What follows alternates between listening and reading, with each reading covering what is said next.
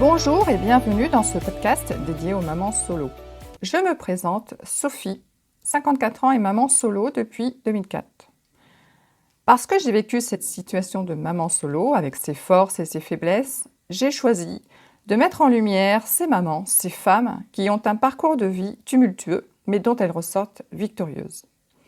Sensible à la cause féminine et ayant travaillé pendant 20 ans dans une association d'information sur le droit des femmes et des familles, j'ai pu croiser des femmes de toutes catégories sociales confondues, démunies, voire anéanties par ce tsunami que la vie leur met sur le chemin.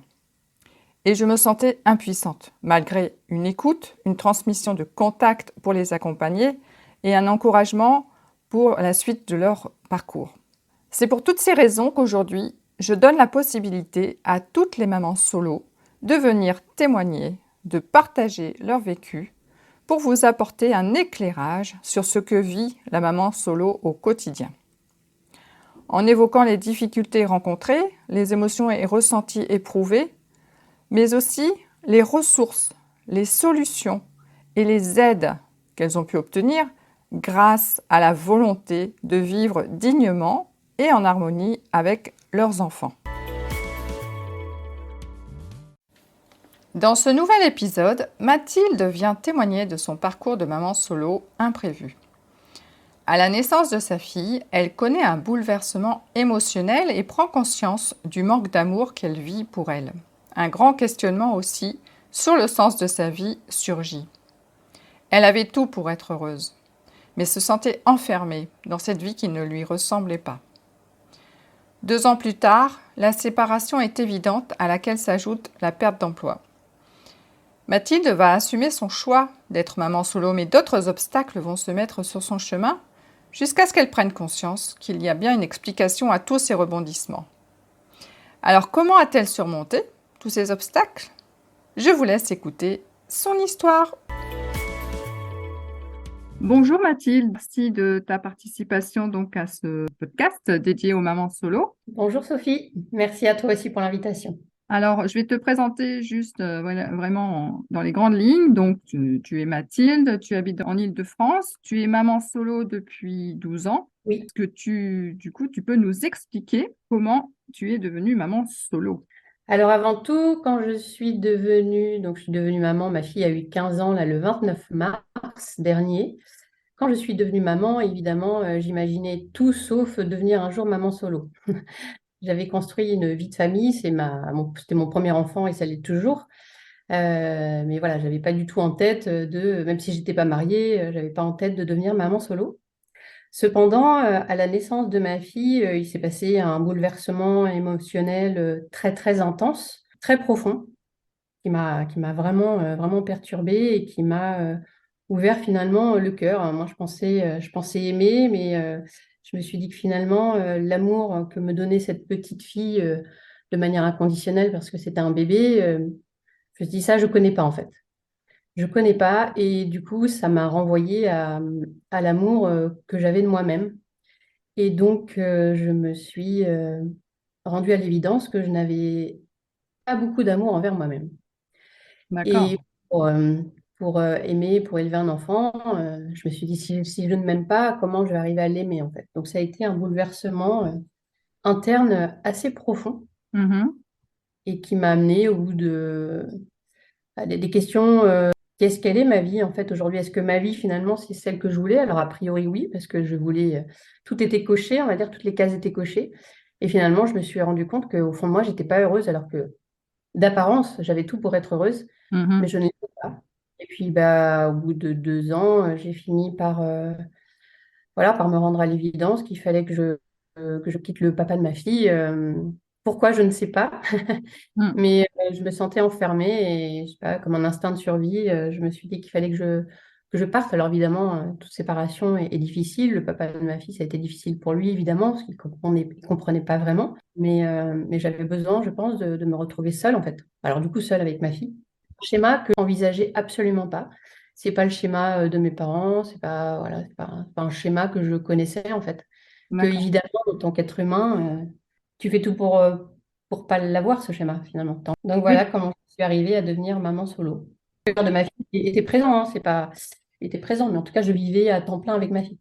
C'est-à-dire, du coup, j'ai pas trop saisi. Ah, je vivais à temps plein avec ma fille, c'est-à-dire que c'était une Oui, moi j'avais une garde pleine, donc le papa voyait sa fille un week-end sur deux et la d'accord. moitié du temps scolaire. Mm. Vous aviez déjà mis en place ce système de garde. Ouais, elle était très petite et du coup, voilà, on s'est dit que c'était mieux pour elle comme ça. Hmm. C'est bien que tu aies soulevé cette question de faire le point sur sa vie quand on a un bouleversement comme ça. Bah, donner naissance, c'est pas anodin, hein, c'est quand même Mm. un acte d'amour très profond que tu vraiment mettes en évidence. Est-ce que c'est la vie que vraiment je voulais? Est-ce que c'est ça que je veux vivre? Bah, du coup, quand on a un Mm. enfant, on sait qu'on l'a pour quelques années, hein, donc c'est pas. Et du coup, lorsque tu te retrouves seule avec ta fille, comment est-ce que tu as géré ton quotidien? Est-ce que financièrement, tu arrivais à vivre? Est-ce que tu as eu des soutiens de ton entourage, de ta famille, de tes amis? Alors mes amis, on va dire d'enfance, adolescente, etc., évidemment, m'ont soutenue. Moi, une de mes meilleures amies, en fait, était passée par là avant moi, donc voilà, elle a été de bons conseils, on va dire. Mhm. Par contre, les amis que j'ai eus du côté du papa d'Anaïs, qui ont essayé en tout cas de me faire changer d'avis, avec ces personnes-là, du coup, j'ai coupé les ponts parce que c'était ma décision et je voulais pas qu'ils interfèrent là-dedans. Mhm. Et concernant voilà, comment j'ai géré ma vie après, alors ça a été un bouleversement sur tous les plans, on le dit souvent, mais en fait, quand j'ai décidé de quitter le papa d'Anaïs, en même temps, en fait, j'ai perdu mon travail. Donc en fait, tout s'est effondré D'accord. en même temps. Oui. J'étais au chômage, je me retrouvais toute seule avec ma fille. Alors, la chance, c'est qu'on avait un appartement, on était propriétaire, qu'à ce moment-là, en fait, la sphère immobilière était très, très positive et qu'on a très bien revendu notre appartement. Donc, on a fait une plus-value, ce qui m'a permis d'avoir un peu d'argent de côté. Quand je me suis retrouvée voilà, avec ma fille, il fallait que je trouve un appartement en étant au chômage, en région parisienne. Autant te dire que ça a Ah oui. été compliqué, parce qu'en Ouais. priorité, voilà, c'est un couple. Mm. Et moi, j'étais toute seule et en plus au chômage. Mais finalement, je me suis dit, si c'est ma bonne décision, voilà, la vie va m'aider. Et en effet, la vie m'a aidée. J'ai rencontré, à force comment dire, de visiter des appartements, j'ai fini par tomber sur un propriétaire qui m'a dit, écoutez, bon, en effet, votre situation, elle est pas, ça m'arrange pas. Mais ma mère m'a élevée seule. Je Ah, sais ce que c'est et j'ai envie de vous donner votre chance. Waouh! Alors je me suis dit, bon, bah voilà. En fait, ah, c'est super, hein? Ouais. ben ouais, comme quoi, voilà, il n'y a pas de hasard dans la vie et que je me suis dit, parce que c'était dur, je me suis dit, mais qu'est-ce que tu as fait, évidemment, culpabilité. Et Mm. finalement, quand personne m'a donné la chance de prendre mon appartement, je me suis dit, ça validait en tout cas la décision que j'avais prise. Et dans cet appartement, ben, j'y suis toujours parce que tout ce qui est temporaire devient parfois définitif, même si c'est pas définitif, mais j'ai fini par acheter l'appartement et le mettre en tout cas à notre goût, faire plein de travaux dedans. Et financièrement, ben, ça a été galère pendant un an. J'ai failli tomber en dépression hein, même. Hein. Donner pour ma fille, j'avais un rythme de l'emmener à l'école et j'ai fini par reprendre quand même le dessus, réactiver mon réseau, trouver un super boulot et bien payé. Mm. Mais par contre, tu vois, je suis passée d'un état un peu, j'ai souvent été comme ça dans les extrêmes Mm. et je suis passée dans une extrême où j'étais workaholic en fait. J'étais working girl, working woman, super maman. Je voulais vraiment que rien ne manque pour ma fille et finalement, à être dans le matériel, et ben, je me suis transformée un peu en homme de la maison, hein, chef de Ouais. famille. Je ne pas parce que ma partie féminine n'était plus là et j'ai fini par faire un burn-out très brutal en fait. Voilà, mon corps m'a rappelé que c'était peut-être pas forcément le bon chemin pour moi. Mm. Je me suis pas levée un matin. Je n'ai pas réussi à me lever. J'ai le moteur qui marchait plus. Et ça a été violent. Ouais. Bien sûr, j'avais le soutien de ma famille, etc. Mais financièrement, voilà, j'ai toujours voulu m'en sortir par moi-même. Tu n'as pas cherché à connaître toutes les aides que pouvait apporter la CAF ou aller voir une assistante sociale ou aller voir des associations justement de femmes qui sont dans la même situation que toi? Non, Et- non, non, parce que, alors pourquoi? Alors déjà parce que je n'y ai pas forcément pensé. La première année, ben, j'étais au chômage, mais je m'en sortais quand même bien. Mm. Et comme j'étais en dépression, si tu veux, j'avais pas ça du tout en tête. Je suis pas d'une nature où, je sais pas, c'est peut-être mon éducation, mais à à aller demander de l'aide. C'est peut-être dans ma nature. Mais voilà, j'ai toujours voulu me débrouiller par moi-même, mais le moins d'aide possible. être responsable de ma situation. Et je considérais en tout cas que j'étais pas trop mal lotie d'un point de vue financier. Je n'avais pas besoin d'aide particulière en fait. Ouais. Oui, parce que du moment que bah, voilà, tu étais un peu en sécurité, tu avais ton appartement, tu avais ta fille, tu avais quand même du soutien. Donc, tu Oui, n'étais pas voilà, dans la situation extrême que peuvent connaître d'autres mamans solo, complètement. Complètement. malgré quand même que tu te retrouves avec une enfant et sans logement et sans Oui, travail. C'est quand même tout qui s'écroule, là, hein. La oui, sécurité, mais, elle n'y était plus. en effet. Mais je me suis toujours dit que c'était mon choix, ma responsabilité et que je devais l'assumer en fait. Très bien. C'est Voilà. une belle leçon donc, Oui, oui, oui, bah oui, il faut tu peux assumer. donner aux autres femmes, en fait. Mais même s'ils sont pas faciles, mais de toute façon, toutes les transformations de vie, les passerelles, quand on chamboule sa vie, c'est jamais facile, hein. Même si c'est un choix, ce choix n'est pas facile, mais il faut l'assumer. Et on ne sait pas ce qu'il y a derrière, mais en tout cas, enfin, maintenant je le sais. Mais au moment où, quand on est dedans, on se dit mince, enfin, combien de fois je me dis, mais qu'est-ce que tu as fait en fait? Mais j'ai jamais voulu retourner en arrière pour autant, mais je me dis, bon, qu'est-ce qui t'a pris ce jour-là, quoi? Mais bon, c'est, je sais que maintenant, ça a été un beau cadeau derrière, donc voilà, hein. Oui, tout à fait. On ne sait jamais ce qui nous attend. On a Non. toujours cette petite peur, notre ego hein, qui marche à fond, qui nous fait vouloir revenir en arrière dans une situation qui ne nous plaisait pas, mais où on se sentait quand même en sécurité. Et je voulais aussi bah, te demander, est-ce que tu arrives à prendre du temps pour toi, cette situation où tu parles d'être Wonder Woman, super maman, Alors, jusqu'à mon burn-out, très honnêtement, non. C'est pour ça que mon corps ne s'est pas réveillé, je pense, un ouais, matin. ouais. Mis à part les week-ends où j'avais pas ma fille, où je m'efforçais, on va dire, je dis, il faut que je sorte, je sortais avec des copines, etc. Mais sinon, la semaine, c'était rythmé. J'étais tellement à fond dans mon travail. En plus, j'avais un travail assez prenant où j'avais pas mal d'événements dans la semaine, des soirées, des choses comme ça, pas toutes les semaines, mais régulièrement. Quand j'avais pas d'événements avec mon travail, c'était beaucoup de travail de toute façon à la maison, m'occuper de ma fille. Donc non, vraiment pas de temps pour moi. C'est vraiment mon burn-out. Et encore une fois, à peine mon burn-out, parce que bon, j'ai mis un temps. C'était pas finalement suffisant pour que je prenne soin de moi. J'ai été licenciée un an après. Donc là, à mon licenciement, un licenciement économique, suppression de poste, je ne m'attendais pas du tout. Là, ça a été un gros choc pour moi. Parce que comme je m'étais attachée à mon travail et que ce travail, en fait, me permettait quelque part d'exister, de subvenir aux besoins de ma famille, je me suis dit, mince, si je perds ce travail, j'avais l'impression, là, cette fois-ci, de tout perdre, de nouveau tout perdre un peu, tu vois. Là, j'étais un peu, mince, c'est vrai que j'ai fait ce choix de partir, je m'en suis bien sortie, je me suis relevée, maintenant, ça retombe. Mais on apprend toujours de la vie, hein. Il paraît que quand on retombe, on se relève plus vite.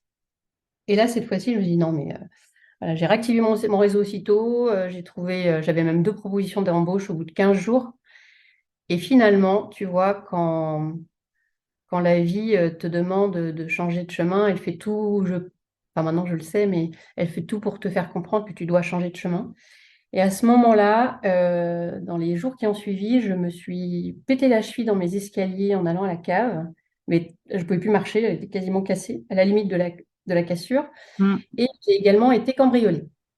Ah Et oui. là, je me suis dit, bon, cette fois-ci, je pense que si tu n'as pas compris, Mathilde, il faut que tu t'arrêtes. Et donc, j'ai rappelé les entreprises avec lesquelles voilà, j'avais 2 propositions. J'aurais dit que je n'acceptais pas et j'ai décidé de prendre le chômage.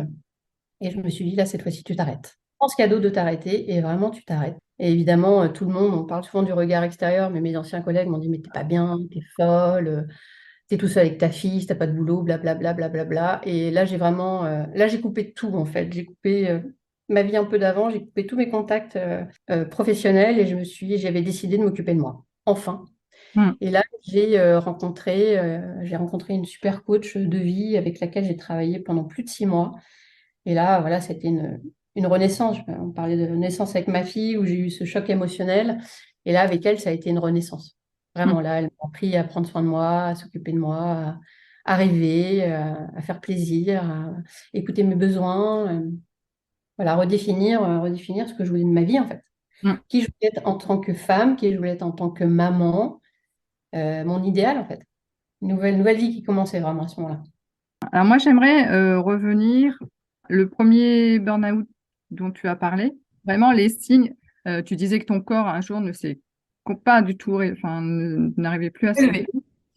Ouais. Est-ce que tu as eu d'autres sensations, d'autres ressentis, comme quoi il y avait vraiment quelque chose qui n'allait pas en fait dans ta vie, surtout que le burn-out, c'est par rapport à une surcharge de travail, c'est ça? Ou tu étais aussi toute seule avec ta... Et, ouais, voilà, c'est une charge mentale, c'est une charge mentale, hein.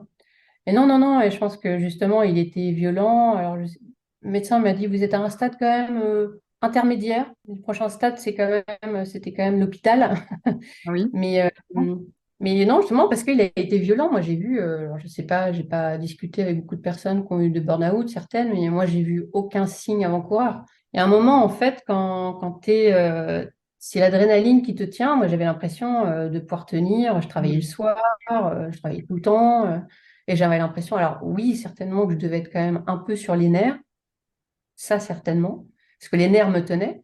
Et pas en fait, alors j'ai pas, maintenant j'ai pas de souvenirs parce que c'est loin, mais je ne me souviens pas. Est-ce que je dormais mal ou pas? J'en sais rien. Certainement, hein, je sais pas en fait. Je sais pas. Mais ça a été super violent parce que ce matin-là, je me revois encore. Je me suis dit, mais qu'est-ce qui se passe, quoi? Parce que la veille, ça allait bien. C'est une sensation très étrange. Je sais pas par quel miracle, j'ai réussi à me lever, enfiler un jogging et des baskets Ah pour oui, emmener ma fille à l'école, appeler en urgence mon médecin, aller voir mon médecin qui était juste à 1 kilomètre. C'est tout en fait. Après, je suis rentrée chez moi et je suis restée couchée. On se sent inutile du jour au lendemain. C'est le cas de le dire. Pour une working girl, c'était un peu compliqué. c'est un peu, oui, contrastant. Ouais, ouais. Non, quand même. Mais justement, ce choc émotionnel t'a du coup bah, poussé à t'arrêter, Pas assez. pas Non, assez. après mon burn-out, je me suis arrêtée. Mon médecin m'a dit il faudrait au moins vous arrêter 3 mois. Je me suis arrêtée 15 jours. Que financièrement, je ne pouvais pas m'arrêter plus longtemps. J'avais pas assez d'ancienneté dans ma boîte pour financièrement, en fait, ça compense avec la sécurité sociale, avec mon arrêt maladie. Et du Mm, coup, j'ai commencé à bosser trop rapidement, en fait. mm, mm. Même si, voilà, j'ai quand même levé le pied, mais pas assez, parce que de toute façon, quelques mois après, voilà, on m'a licenciée, donc c'était pas un hasard non plus, hein. Je remercie finalement ce licenciement. C'est ça. Je voulais aussi revenir effectivement sur les signes que l'on ne voit pas hein, quand on est complètement à fond, que ce soit dans un Mm. travail, quand on est dans sa vie de femme. On a là le rythme de la vie qui fait que bah, on voit rien, Ouais, quoi. On est complètement ouais, enfermé dans son cadre, dans sa case.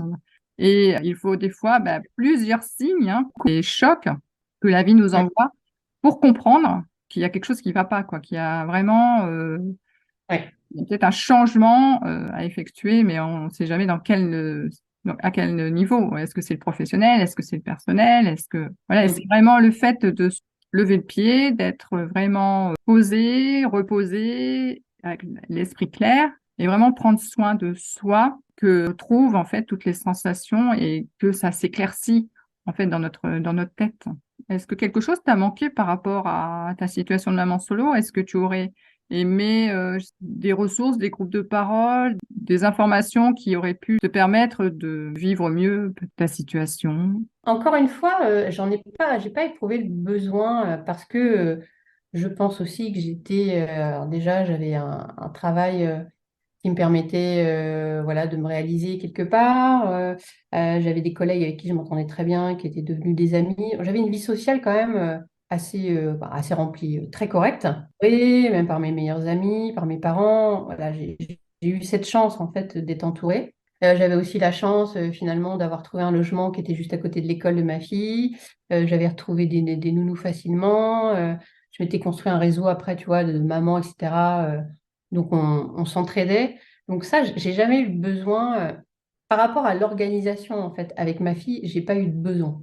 Parce que voilà, encore une fois, j'assumais mon choix et j'assumais de m'organiser. Et j'arrivais très bien à m'organiser, même si c'était compliqué et je jonglais avec le temps et que finalement, j'ai fini par faire un burn-out. Ce qui m'a manqué avec le recul, et c'était peut-être une de tes questions après, mais c'est ce qui a fait qu'aujourd'hui, maintenant, je suis devenue coach experte pour les mamans solo, les familles monoparentales. Coach, hein, j'entends coach, parce que moi, ce qui m'a manqué, ce ne sont pas des conseils. Je pense qu'en tant que parent, maman solo, on est très bien organisé. Voilà, j'admire toutes les mamans au monde et je pense qu'on n'a pas forcément besoin de conseils. Par contre, ce qui m'a manqué, c'est cette prise de recul, en fait. C'est de sortir de ce goulot d'étranglement, de ne voir que la partie matérielle, d'avoir la tête dans le guidon et de ne plus avoir de temps pour penser à moi.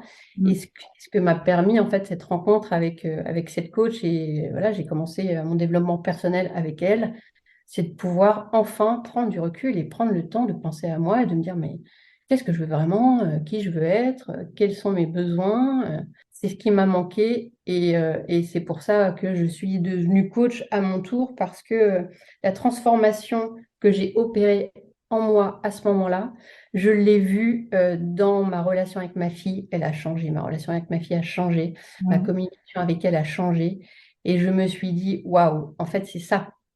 C'est Mm. ça qui Mm. et Mm. on est des parents, mais on doit pas, c'est pas parce qu'on devient parent tout seul qu'on se doit d'être parfait et qu'on se doit de tout faire. On peut pas tout faire. Mm. Et ce que nous demandent nos enfants, c'est d'être bien et c'est d'être un exemple pour eux et non pas d'être exemplaire. Moi, je voulais Mm. être exemplaire et je suis devenue un exemple pour ma fille. Et ça a tout changé, en fait. C'est une personne vraiment qui m'aide à prendre soin de moi, en fait. Parce qu'on n'a Mm. pas le temps. Et effectivement, c'est tout à fait la question suivante que je t'aurais posée. Comment aujourd'hui tu te sens et qu'est-ce que tu fais comme activité? Donc tu nous l'as un peu dit. Et puis, comme ce n'est pas un hasard que l'on s'est rencontrés, puisqu'on exerce quand même le même métier en tant que Oui. coach de femmes et de mamans solo, puisque moi Mm. aussi, hein, je suis maman solo, c'est d'accompagner justement les femmes et les mamans solo à prendre soin d'elles parce qu'effectivement, on se sacrifie beaucoup. On Mm. met beaucoup de côté notre santé au détriment peut-être de tomber malade. Ce qu'il faut penser, c'est que juste pour mieux prendre soin de nos enfants et de notre entourage, il faut d'abord prendre soin de soi avant tout. Oui. C'est ce que tu nous donnes comme leçon de vie, voilà, dans ton témoignage aussi. Et Ah puis, oui. effectivement, la relation avec l'enfant change. Du coup, comme nous, on se prend en main, vraiment, le regard change de regard, on change vraiment d'attitude, on change en fait nos pensées, notre façon de vivre en fait, hein, complètement, hein. C'est d'arriver à s'autoriser d'être soi, en fait. Ouais, Ce terme est c'est ça. compliqué à Oui. comprendre. Être soi, pour moi, être soi, enfin, par rapport à mon expérience personnelle, à mon cheminement, c'est d'arriver à se débarrasser de conditionnements, en fait, dont on n'a plus besoin et qui m'enfermaient finalement. Et Mm, d'arriver à s'autoriser une éducation. Moi, je me suis autorisée une éducation avec ma fille que je n'avais pas connue en tant qu'enfant. Je me suis autorisée, voilà, comment dire, de penser à moi. Je pense que ma mère ne pensait pas beaucoup à elle. Voilà, je me suis autorisée des choses que j'avais pas connues, en fait, pas dans mon éducation, pas dans mon environnement. Finalement, s'autoriser l'inconnu, hein, parce que c'est exactement ce que j'ai fait en quittant le père de ma fille, c'est en allant explorer l'inconnu, en fait, qu'on rencontre des merveilleux cadeaux et qu'on se dit, mm, mais il y a tellement d'autres possibilités dans la vie. Et c'est ce qui m'a amené à devenir coach, même si je l'ai entrevu en étant coachée.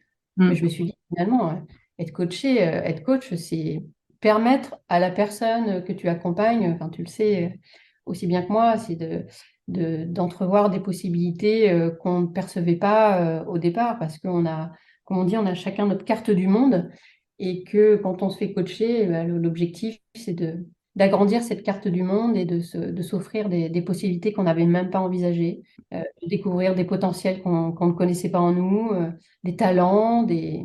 Moi, j'ai découvert l'estime de moi, la confiance en moi. Je pensais que je ne l'avais pas, mais on a tout ça en nous. On n'est pas éduqué comme ça et qu'on a besoin parfois de quelqu'un pour nous y aider. une belle passerelle, on va dire, vers la fin de ce podcast. Qu'est-ce que tu peux suggérer aux auditrices qui vont nous écouter pour compléter ton témoignage et conclure justement cet épisode? Ce que j'ai envie de leur dire, c'est d'abord merci pour leur écoute, parce que déjà d'écouter un podcast dédié aux mamans solo, aux témoignages, ça permet en tout cas d'éveiller certaines choses en nous, de comprendre ou de voilà. Mm, J'aime bien cette notion d'éveil. En fait, c'est à travers des témoignages que qu'on comprend des choses en nous, parce que souvent on n'ose pas passer le cap, se faire aider, c'est pas simple. Même en tant que femme, hein, dans la croyance populaire, sociétale, la femme, elle doit tout faire, elle doit tout supporter. Donc, c'est la question que tu me posais tout à l'heure, est-ce que tu t'es fait aider? Non, au départ, je ne me suis pas fait aider parce que je pensais pouvoir tout faire toute seule. c'est d'arriver, le meilleur conseil que je pourrais, même si j'aime pas les conseils, mais par rapport à mon expérience en tout cas, c'est de dire à ces femmes qu'à un moment, je pense on va beaucoup plus loin quand on est accompagné que quand on est seul.